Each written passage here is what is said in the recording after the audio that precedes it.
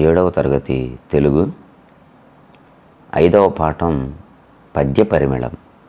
ఈ పాఠంలోని భాషాంశాలను గురించి ఇప్పుడు మనం తెలుసుకుందాం. క్రింది వాక్యాలను చదవండి. గీత గీసిన పదాలకు అర్థాలు రాయండి. క్రింది వాక్యాలు చదివి గీత గీసిన పదాలకు అర్థాలు రాయమన్నాడు. గీత గీయలేదు, మనం గీద్దామండి. ఉదాహరణ: మనిషికి ధనంపై మోహం ఉండరాదు. మోహం అనేదానికి గీత. మోహం అంటే కోరిక అని అర్థం. 1. క్షమ వలన సిరి లభిస్తుంది. క్షమ వలన సిరి లభిస్తుంది. క్షమ అనే దాని కింద గీత. క్షమ అంటే మనకు పాఠంలో వచ్చింది కదా, మొట్టమొదటి పద్యంలోనే వచ్చింది, క్షమ కలిగిన సిరి కలుగునని. క్షమ అంటే ఓర్పు. క్షమ అంటే ఓర్పు లేదా సహనము అని కూడా అనుకోవచ్చు. 2. స్నేహితులతో వైరం మంచిది కాదు. వైరం అనే దాని కింద గీత. వైరం అంటే విరోధం. వైరం అనగా విరోధం లేదా శత్రుత్వం అని కూడా అనుకోవచ్చు. విరోధము లేదా శత్రుత్వం. 3.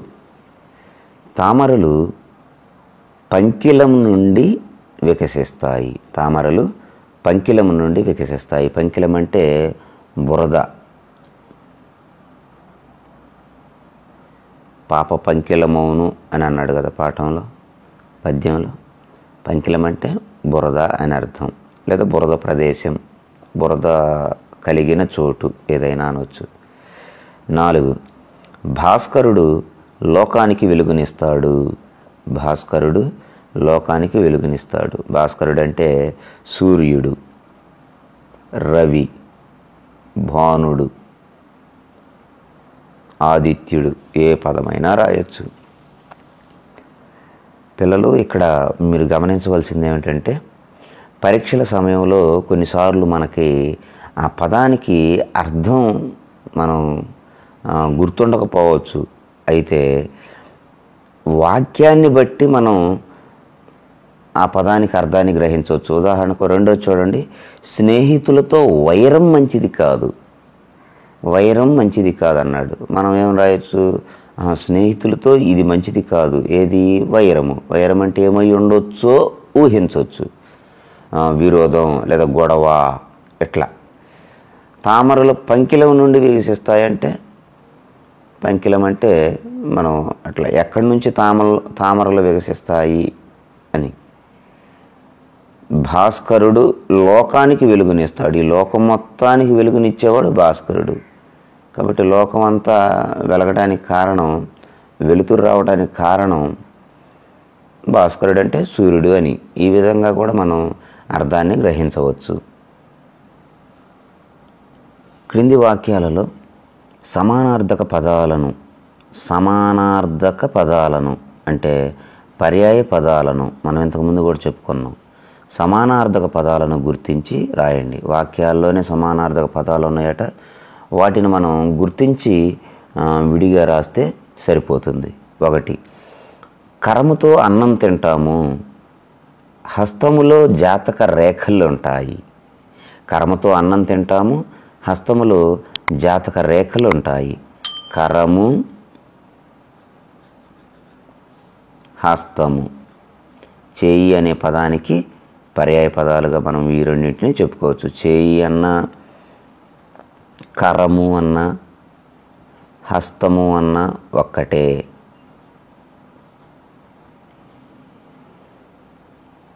2. ధనమే అన్నిటికీ మూలం. సంపద లేక పేదలు ఆకలితో పస్తులుంటున్నారు. ధనమే అన్నిటికీ మూలం.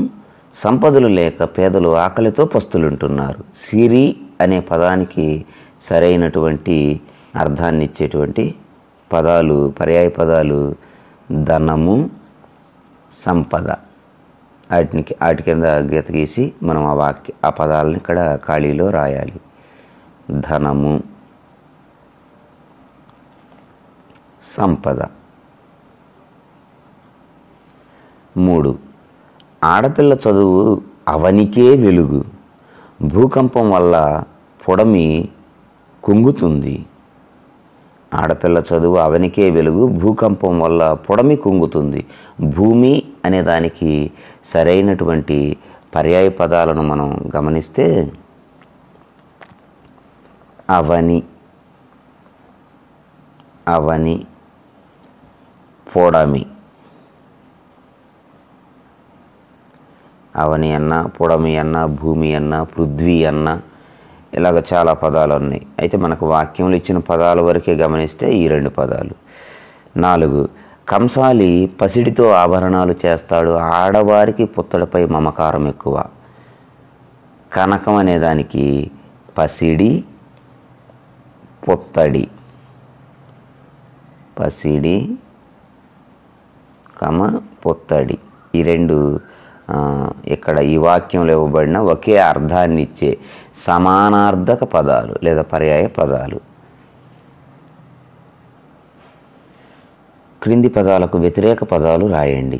వ్యతిరేక పదాలను రాయమని తెలియజేస్తున్నాడు. ఇక్కడ ఉదాహరణకు ఒకటి ఇచ్చాడు. పాపం వ్యతిరేకం, పుణ్యం. వ్యతిరేకము అన్నప్పుడు మనం ఇలా ఇంటూ మార్కుని గుర్తుంచుకోవాలి. అర్థము అంటేనేమో మనం ఈక్వల్ని గుర్తుంచుకుంటాం. పర్యాయ పదాలకు కూడా ఈక్వల్నే పెడతాం గుర్తుగా. కానీ వ్యతిరేక పదాలు అంటే మాత్రం ఆపోజిట్ వర్డ్స్ అంటాం కదా ఇంగ్లీష్లో, ఇట్లా ఇంటూ గుర్తును ఉంచాలి. పాపం అనేదానికి వ్యతిరేక పదం పుణ్యం. ధర్మం ఒకటోది. ధర్మం అంటే అధర్మం. కొన్ని పదాలకి కేవలము ఆ అనే అక్షరాన్ని చేరిస్తేనే వ్యతిరేకం వచ్చేటువంటి పదాలు మనకి చాలా కనిపిస్తాయి. వాటిల్లో ఇక్కడ మనకు కొన్ని కూడా ఇవ్వటం జరిగింది. ధర్మానికి వ్యతిరేకం అధర్మం. ధర్మం కాకపోవటం అని అర్థం అధర్మం అంటే. సురులు అంటే దేవతలు, వ్యతిరేకం అసురులు. గమనించారా? ఇక్కడ కూడా ఆ అనేటువంటి ఒక అక్షరాన్ని చేరిస్తే ముందు వ్యతిరేకమయ్యింది. అసురులు. సురులు అంటే దేవతలు, అసురులు అంటే రాక్షసులు. విద్య, అవిద్య. అవిద్య అంటే విద్య లేకపోవటం అని అర్థం. చెడు. చెడుకు వ్యతిరేకం మనకు తెలిసిందే కదా, మంచి. మంచి చెడులు అంటాం కదా. ఇవి వ్యతిరేక పదాలు. క్రింది ప్రకృతి వికృతి పదాలను జతపరచండి అన్నాడు. ప్రకృతి పదాలకు వికృతి పదాలను జతపరచండి అన్నాడు. 1 ఇక్కడ ఒక 5 ఇచ్చాడు ప్రకృతి పదాలు. విద్య, అగ్ని, ధర్మము, హంస, ముఖము. ఇవన్నీ ప్రకృతి పదాలు. ఇక్కడ ఒక 5 వికృతి పదాలు ఇచ్చాడు. అంచ, విద్యే, మొగము, అగ్గి, దమ్మము. ఈ ప్రకృతులకు సరైన వికృతులను జతపరచాలి. విద్య అనే ప్రకృతికి విద్యే, ఇది వికృతి. జవాబు ఈ. అగ్ని అనే ప్రకృతికి అగ్గి అనేటువంటిది వికృతి పదం. ధర్మము అనే ప్రకృతికి దమ్మము, ఇది సరైన వికృతి. హంస, అంచ, అంచ అనేటువంటిది సరైన వికృతి పదం. ముఖము, మొగము, ఇవి ప్రకృతి వికృతులు. పిల్లలు గమనించారా? ప్రకృతి వికృతులు మనం చెప్పుకున్నాం, గతంలో వివరణ కూడా చెప్పుకున్నాం. ప్రకృతులకు తత్సమాలు.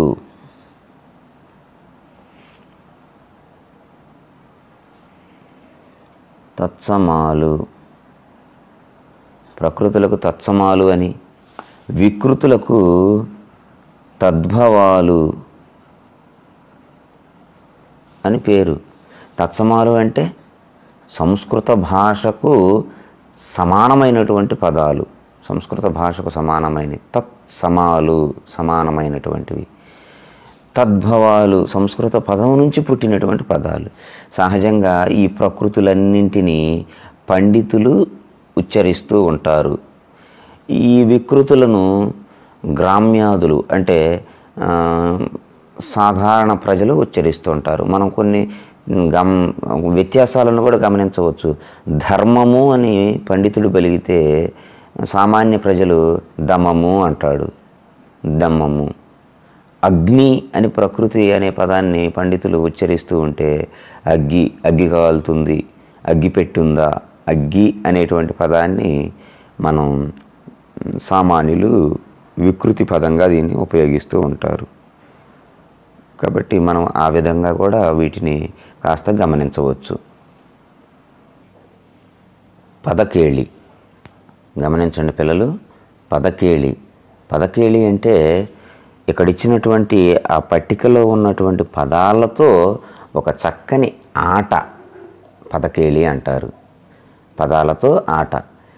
క్రింది పట్టిక ఆధారంగా శతకాలను, శతక కర్తలను గుర్తించి వాటి చుట్టూ గీత గీసి ఖాళీలలో రాయండి. ఇక్కడ ఒక పట్టిక ఇచ్చాడు. ఈ పట్టికలో మనకి ఈ పద్య పరిమళం అనే పాఠంలో వచ్చినటువంటి కొన్ని శతకాల పేర్లు ఉన్నాయి. అలాగనే ఆ శతకాలను రచించినటువంటి కర్తలు, శతక కర్తల పేర్లు ఉన్నాయి. ఆ పేర్లను మనం వాటి చుట్టూ గీత గీసి వాటికి సంబంధించిన ప్రశ్నలకు ఇచ్చిన ఖాళీల్లో, అంటే ఈ పట్టిక కింద ఒక 10 ప్రశ్నలు ఇవ్వటం జరిగింది. ఈ 10 ప్రశ్నలకు ఇవ్వబడినటువంటి ఖాళీల్లో ప్రశ్నల ఆధారంగా వాటికి జవాబులను ఈ పట్టికలో వెతకమంటున్నాడు. మనకి ఇది ఇటువైపు భాగాన్ని మనం నిలువు అంటాం. ఇటువైపు భాగాన్ని నిలువు అంటాం. ఇటువైపు భాగాన్ని అడ్డం అంటాం. ఇది అడ్డం, ఇది కూడా అడ్డం, ఇది నిలువు. సరే, ఒకటి ఉదాహరణ వాడే ఇచ్చాడు. పక్కి అప్పల నరసయ్య రాసిన శతకం. పక్కి అప్పల నరసయ్య రాసిన శతకం ఏమిటి? ఇదిగో సున్నా చుట్టాడు కూడా. కుమార అనే శతకం ఇక్కడ రాశాడు. ఈ విధంగా మనం ఇక్కడ ఇవ్వబడినటువంటి కొన్ని పదాలను గమనిద్దాం. కొన్ని ప్రశ్నలను, అంటే ఈ పట్టిక కింద ఇచ్చినటువంటి ప్రశ్నలు ఇవి. దూర్జటి రాసిన శతకం, బ్రహ్మంగారు రాసిన శతకంలోని మొకటం ఏమిటి? ఇలాగ ఇవ్వబడినటువంటి ప్రశ్నలకు ఆ పట్టికలోని పదాలు గళ్ళు ఆధారంగా అక్కడ ఉన్నటువంటి శతకాలు, శతక కర్తలను ముందు మనం సున్నా చుట్టి గుర్తించి వాటిని ఇక్కడ ఇవ్వబడినటువంటి ఈ ఖాళీలలో మనం రాయాలి. మొదటి ప్రశ్న, దూర్జటి రాసిన శతకం ఏమిటి? దూర్జటి రాసిన శతకం ఏమిటి? దూర్జటి ఏం శతకం రాశాడు? కాళహస్తి శతకం. ఇదిగోండి ఎక్కడుంది? దూర్జటి రాసిన శతకం కాళహస్తీశ్వర శతకం. ఈ కాళహస్తీశ్వర శతకం అనే దాన్ని ఇలాగ చుట్టాలి. ఆ ప్రశ్నకి ఎదురుగా ఇవ్వబడినటువంటి ఖాళీలో దాన్ని రాయాలి. 2, వీరబ్రహ్మంగారు రాసిన శతకంలోని మకుటం ఏమిటి? వీరబ్రహ్మంగారు రాసిన శతకంలోని మకుటం కాళికాంబ. ఇది మకుటం. కాళికాంబ, హంస కాళికాంబ అని వచ్చింది కదా. కాబట్టి వీరబ్రహ్మంగారు రాసిన శతకంలోని మకుటం కాళికాంబ. 3, మారద వెంకయ్య రాసిన శతకం. మారద వెంకయ్య రాసిన శతకం. మారద వెంకయ్య శతకం రాశాడు? భాస్కర శతకం. మారవి వెంకయ్య అన్న, మారద వెంకయ్య అన్న, మారన వెంకయ్య అన్న అదే అని మనం పాఠం చెప్పుకునేటప్పుడు చెప్పుకున్నాం. భాస్కర శతకం. 4, తెలుగు బాల శతక కర్త. తెలుగు బాల శతకాన్ని రాసినటువంటి కవి ఎవరు అన్నాడు. తెలుగు బాల శతకర్త ఎవరు? కరుణశ్రీ. ఇక్కడుంది కరుణశ్రీ. తెలుగు బాల శతకర్త కరుణశ్రీ. 5, కంచర్ల గోపన్న రాసిన శతకం. కంచర్ల గోపన్న రాసిన శతకం. కంచర్ల గోపన్న ఏ శతకం రాశాడు? దాశరథి శతకాన్ని రాశాడు. ఇదిగో వెనక నుంచి ముందుకుంది, ఇక్కడ జాగ్రత్తగా గమనించండి. దాశరథి శతకం. 6. సుమతి శతకం రాసింది ఎవరు? సుమతి శతకం రాసింది ఎవరు? ఇది చూడండి, ఇక్కడ 2వ వరుసలో వస్తుంది, బద్దెన. సుమతి శతకం రాసింది బద్దెన. ఇలా ఇదొక్కటే కాస్త ప్రత్యేకంగా ఉంది. 7. నార్ల చిరంజీవి రాసిన శతకం. నార్ల చిరంజీవి ఏ శతకం రాశాడు? తెలుగు పూలు శతకం. తెలుగు పూలు శతకం అనేదాన్ని రచించాడు. నార్ల చిరంజీవి తెలుగు పూలు శతకాన్ని రచించాడు. తరువాత సిరిసిరి మువ్వ 8వ ప్రశ్న. సిరిసిరి మువ్వ శతక కర్త ఎవరు? సిరిసిరి మువ్వ శతకర్త శ్రీశ్రీ. సిరిసిరి మువ్వ మహాప్రస్థానాన్ని రచించిన శ్రీశ్రీ సిరిసిరి మువ్వ అనే శతకాన్ని కూడా రచించాడు. 9. కాళికాంబ సప్తసతి శతక మకుటంలోని పక్షి ఏది? కాళికాంబ సప్తసతి శతక మకుటంలోని పక్షి ఏది? కాళికాంబ సప్తసతి శతకాన్ని రాసింది పోతులూరి వీరబ్రహ్మేంద్ర స్వామివారు. దాంట్లోని మగుటం కాళికాంబ, హంస, కాళికాంబ. ఈ కాళికాంబ సప్తసతి శతకంలోని మగుటంలోని పక్షి అడిగాడు. కాళికాంబ, హంస, కాళికాంబ. ఇదిగోండి హంస. దాంట్లోని ఆ మగుటంలోని పక్షి పేరు హంస. చివరి ప్రశ్న 10వది. సుభాషిత రత్నావళి కర్త పేరులోని జంతువు. సుభాషిత రత్నావళి కర్త పేరులోని జంతువు. సుభాషిత రత్నావళి రచించిన కర్త ఎవరు? ఏనుగు లక్ష్మణ కవి. ఆ ఏనుగు లక్ష్మణ కవి అనేటువంటి పేరులో గల జంతువు పేరేమిటి? ఏనుగు. ఈ విధంగా ఈ పట్టికలో ఉన్నటువంటి ఆ ప్రశ్నలకు గల జవాబులను ఇలా సున్నా చుట్టి వాటిని ఈ విధంగా రాయవలసి ఉంటుంది.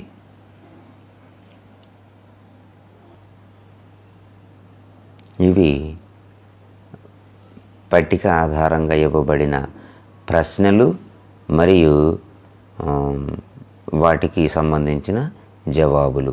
ఈ 10 ప్రశ్నలు పట్టిక ఆధారంగా పూరించడం జరిగింది. ఇంతటితో మరి 5వ పాఠమైనటువంటి పద్య పరిమళంలోని భాషాంశాలు ముగించబడ్డాయి.